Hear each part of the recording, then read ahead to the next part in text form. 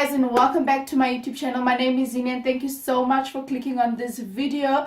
As you guys saw in the title of the video, I will be reacting or reviewing another episode of Temptation Island SA. We all know we are now on episode 4 and things have been getting heated, let me tell you.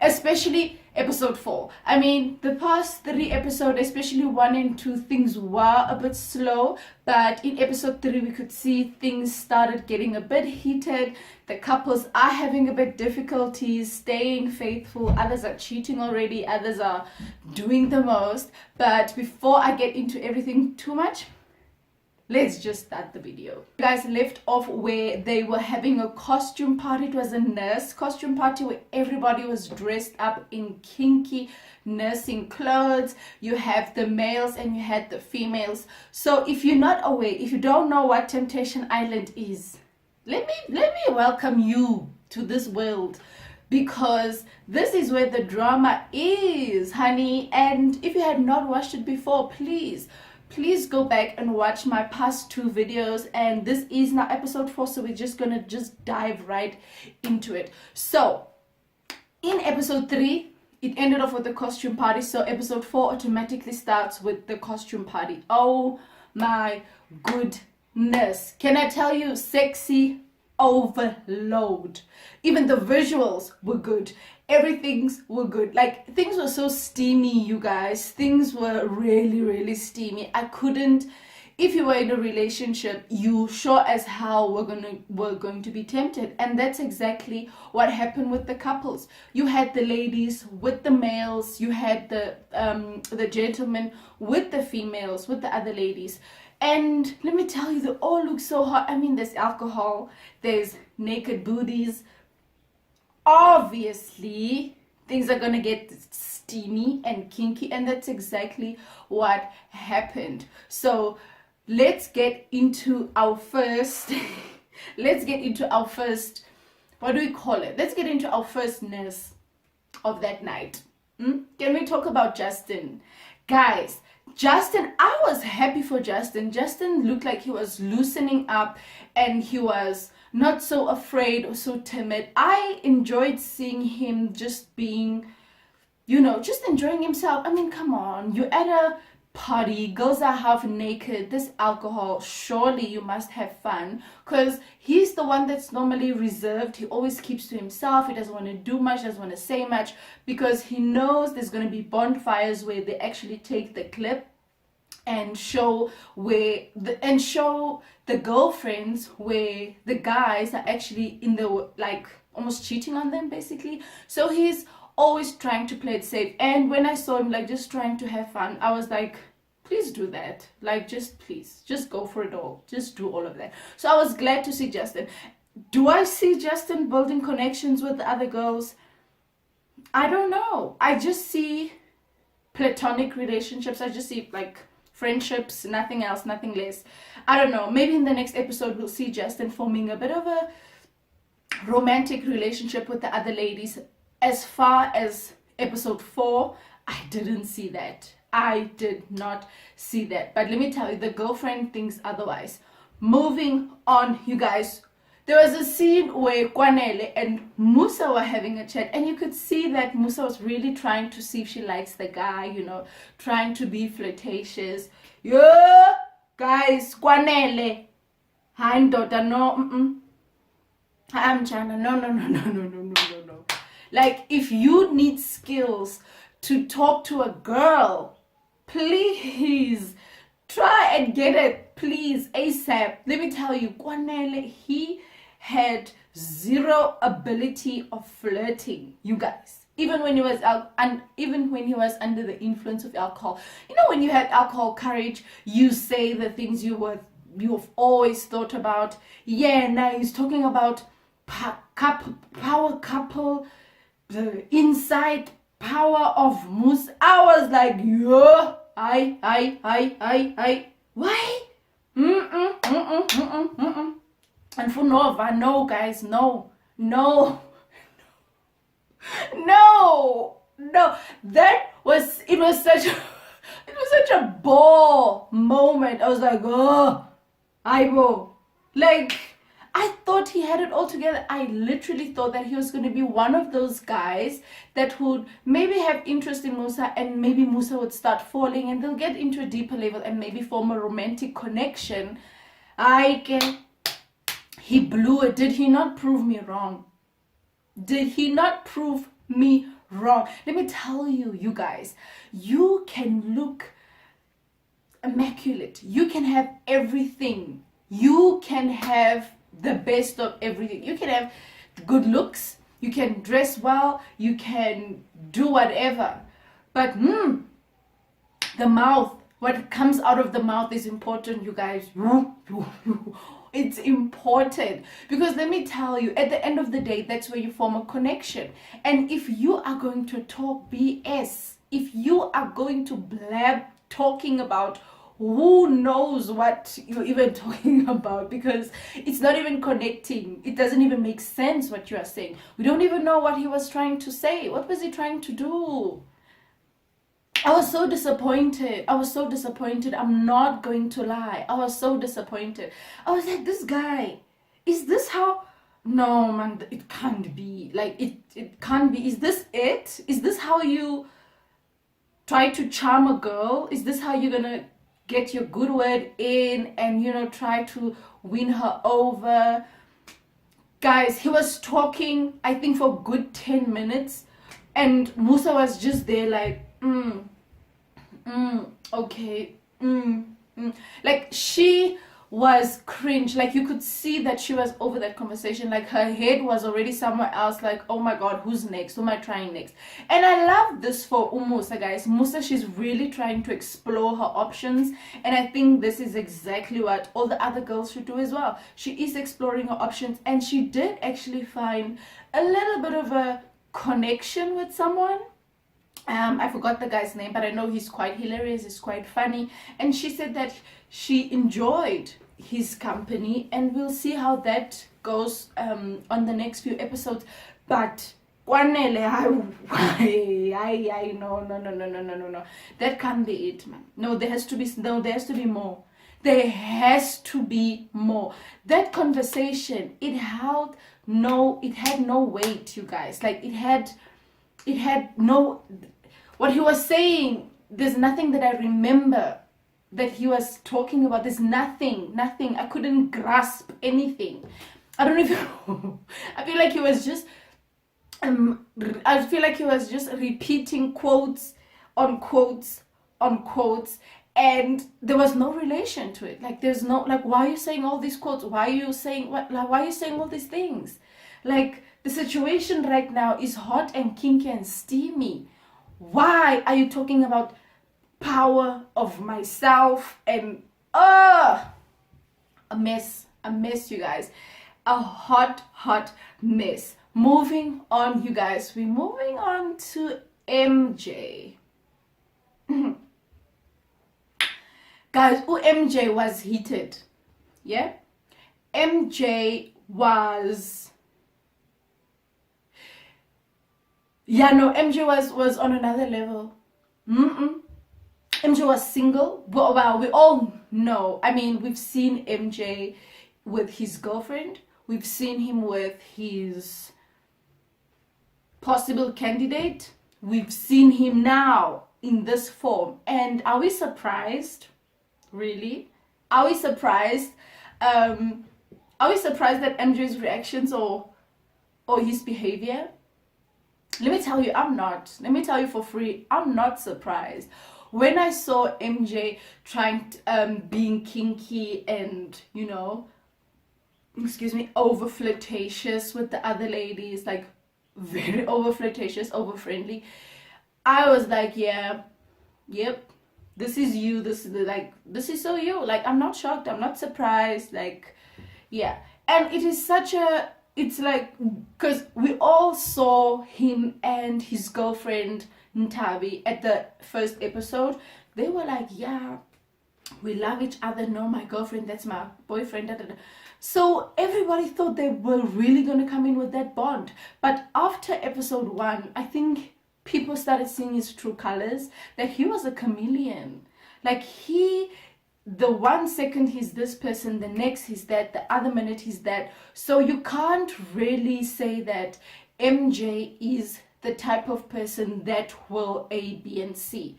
But you can say that MJ is this, MJ will be that, MJ will be that, MJ will be that. But to put him in one category, absolutely not. He's not Ntabi's boyfriend, number one. He's everybody's boyfriend, literally. Let's go into that, you guys. Let me explain why I'm saying all of this. He came there playing very loyal boyfriend, trying to be overprotective. And then when he got into the house, we all saw a different side. I personally saw a different side to MJ, especially when he went on a date. I was like, this guy, he seems very different to how he acts with his girlfriend. He seems so sincere, like, so, you know. And on today's episode, I was like, how? And no, okay, so you can be this person, you can be a good boyfriend to your girlfriend, you can also have another girlfriend and be a good boyfriend there, and now you are just wilding out, doing the most. Yeah, I'm not surprised at all. I'm not surprised at all. Because when, you guys, let me tell you, things got so heated in MJ and, I don't know, is her name Bontle? I think her name is Bontle, the girl, because, you know, they all were up in costumes and stuff. I think it was her, and they were sitting on the couch, and, you know, Bontle's booty's out in a very good angle. The camera got a very, very good angle of her. She's there, you know, posing, not really posing, but you can see she's being very flirtatious. She's trying to tempt MJ, and MJ is just sitting there getting a hard on, literally. And yeah, it was, yeah, no, like, he was not shy to express that. He was not shy to express that. Then the next thing, he flirts with other girls, like, not even flirting, you guys, like touchy, like in their faces, you know, touching the booty, rubbing on them, like rubbing his skin on them. And I was like, Ntabi, move on. Like, just, yeah, this relationship is over. Find yourself a boyfriend in the girls' villa, and yeah, live a happy life. Because this MJ is not it. He's not it, Papa. The one that you're fighting for, no, not worth it.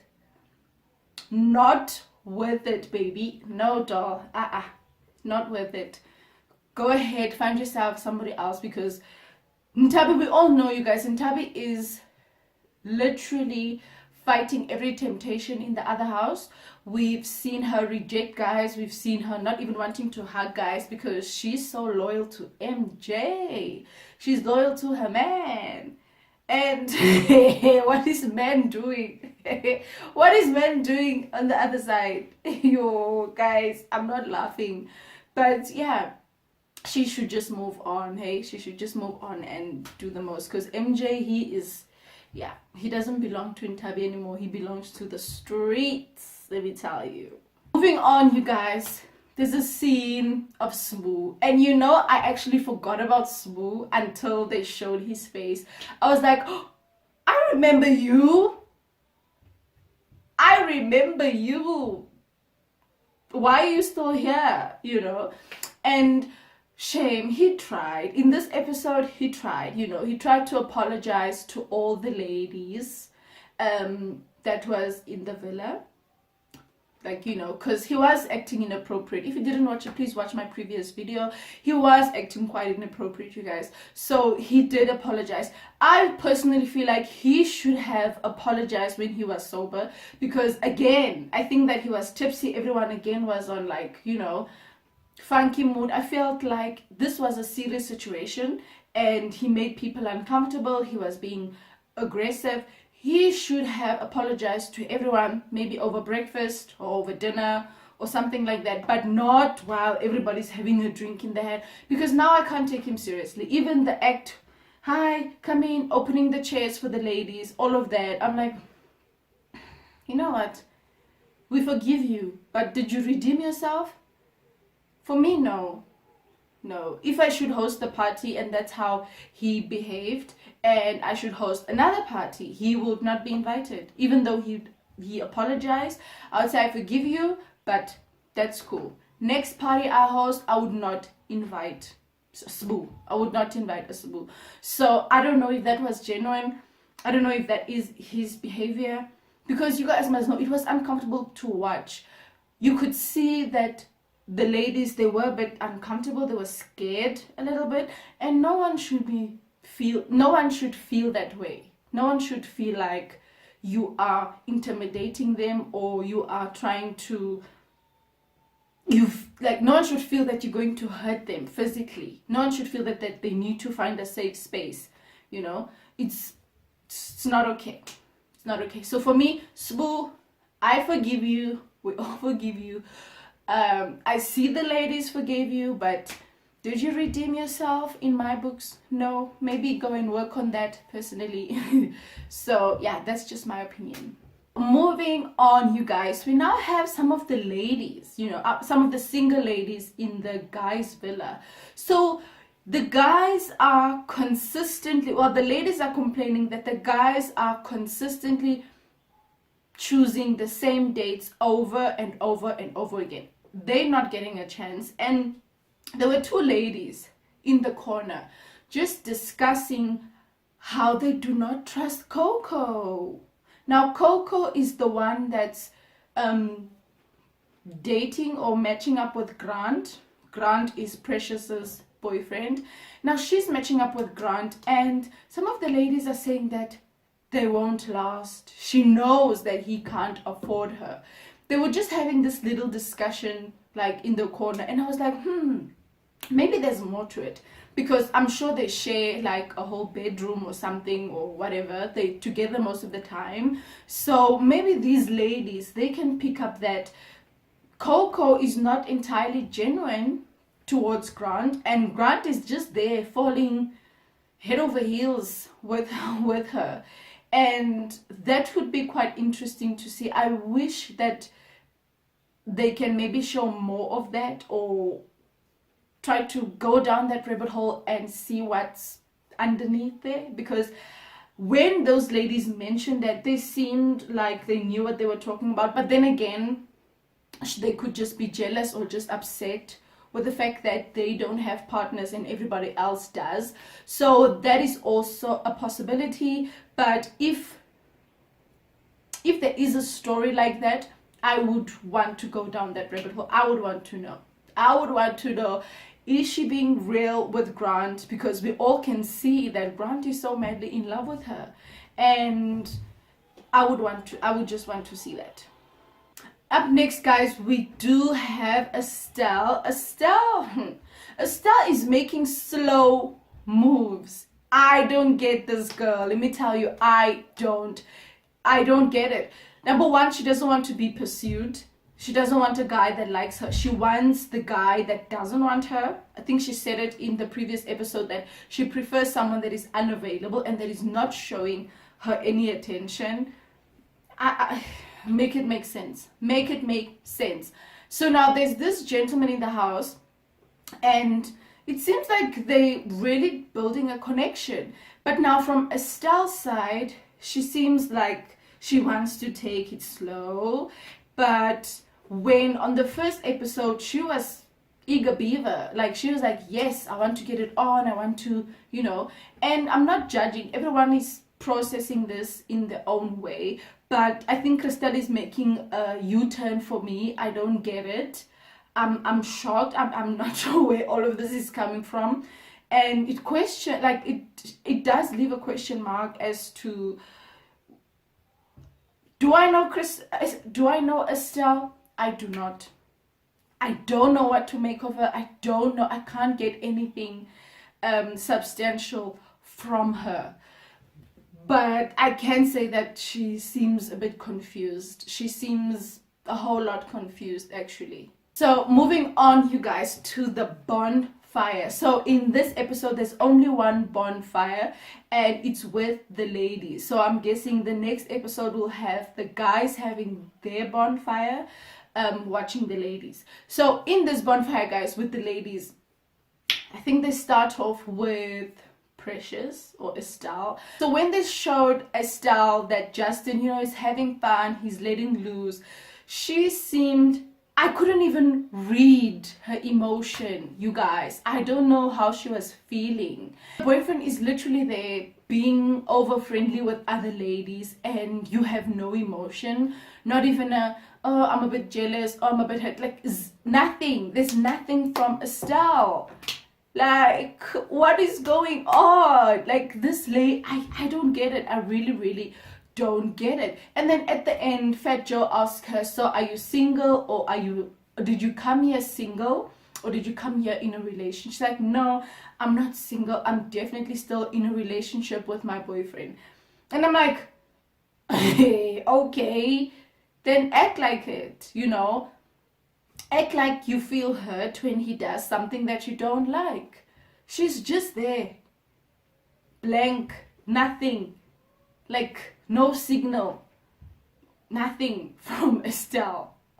Moving on, you guys, with Precious. Ah, guys, the fireworks. The tears came down, pouring on Precious. I felt sad. So Precious's video shows Grant in a very romantic way, and it looks like he's falling in love with Coco. Ha ha ha. Is this a surprise, you guys? Is this a surprise? No, because we could see it from episode 2. We could see from episode 2 that he is head over heels over this Coco girl. We could see that he was in love with her. And Precious could see that in episode 4, but he's actually falling in love with someone else. And she was upset, like she said it, like she's hurt, like she literally broke down. She was crying, she was a hot mess. I was like, oh God, oh, I feel so bad. I really do, because I think Precious thought that maybe it's okay if he has relationships with the other girls and not just one girl in particular. I don't know how that makes it any better, but yeah, that's her theory. She thinks that if Grant was seeing other girls, it would make it a bit better. But if it's one girl consistently, it shows that now that he is in love, and she could see that he is in love with Coco. And that, guy, she just broke down. I was like, yeah, no, he failed the test. Move on, go find yourself a happy man and just be with him. Like with Grant, we saw it from the beginning. We're not really surprised.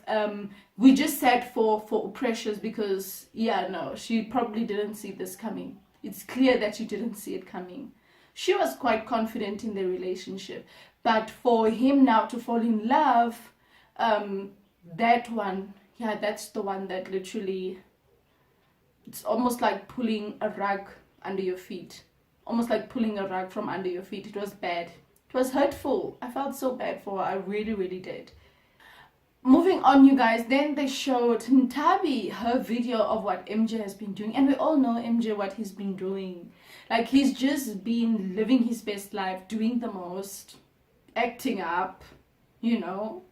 And she saw the videos, she saw him being very lustful, very sexual towards the ladies in the other villa, and she was shocked. She was also hurt. I'm not gonna lie, you could tell that she was hurt. She didn't expect that. She thinks that it's childish. She doesn't, I don't know, for her, she thinks that that's a lot to come back from.